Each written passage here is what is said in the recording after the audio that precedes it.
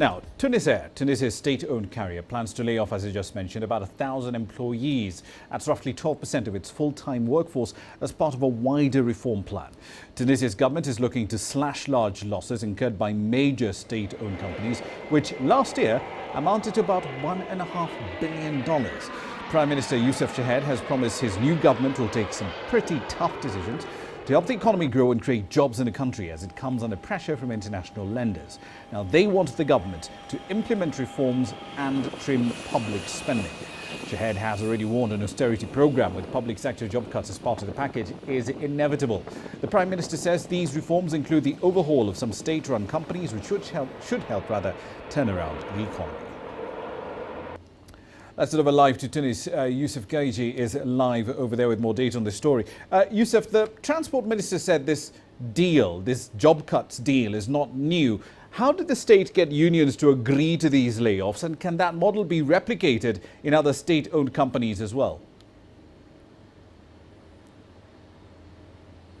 Well, indeed, this deal is not new. It's been going on for a couple of years right now, a lot of negotiations, and to finally agree on this. At first, there was a package that was offered to employees, and they were looking for people who are volunteers to take this package and leave. And about 400 people accepted, but now there are 600 who are going to be laid off, and there may be more in the future. The one new thing in this situation, though, is that the current government that was summoned today, they have two people from the unions. So the union is actually working hand in hand with the government to resolve not only the situation of Tunisair, but many other state-owned companies where there is a very high payroll, and the government reached a dead end, and because they don't have the cash anymore to pay for the losses of these companies.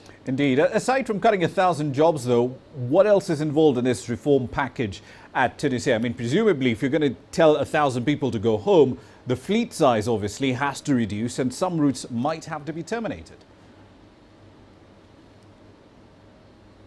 Well, not necessarily. So far, we do not know of any routes that will be cancelled or reduction in the fleet. Actually, Tunisair just launched a new route to Canada.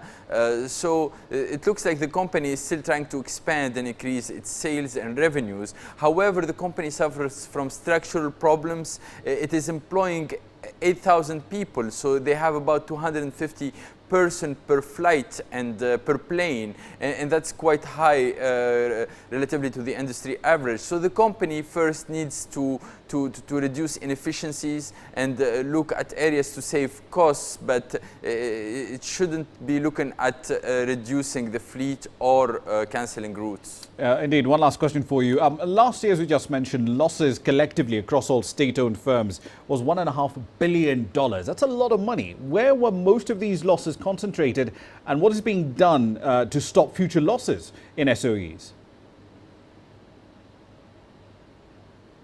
Well, the government traditionally has been very much involved in the creation of companies. Many state-owned companies operate in various sectors, from agriculture, tourism, real estate, and of course some important and strategic sectors like transportation or energy. And the losses are coming from practically from every single company, because the state have been using these companies to create jobs when it didn't really need a workforce. So now they have several companies which are inefficient, and they're starting to look at each one of them and trying to either sell the company, divest it, or reduce staff, or reform the company somehow, because at the moment the government doesn't have the cash, and they announced that 2017 will be actually worse, and they won't be able to pay for all these losses. Indeed. We'll leave it there for the time being. Thank you for that. That's Youssef Gaiji, of course, live in Tunis. He'll be keeping tabs on the economic pulse of Tunisia right here on CCTV.